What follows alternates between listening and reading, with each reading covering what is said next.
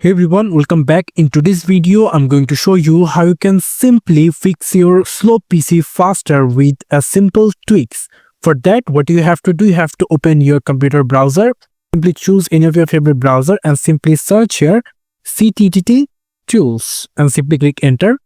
And then you will going to find out the ultimate Windows utility. If you click on that, then you're going to find out this command over here. For running this command, you need to open the PowerShell. PowerShell run as administrator. We're going to copy this command and then simply open the PowerShell and simply paste it and simply click enter.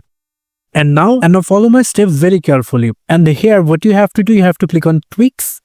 If you scroll down a little bit, here we're going to find out an option called add an active ultimate performance profile. If you click on that, and here you have to select standard.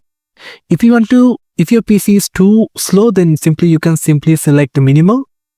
So I'm going to click on standard and then simply click on run tweaks. And you can simply see the process is beginning and it's running in your background. And you can see the tweaks is finished and you're going to get this message over here. That's it. So now you're going to get your PC faster than before. Thank you so much for watching. I hope to see you for another videos. Till then, goodbye.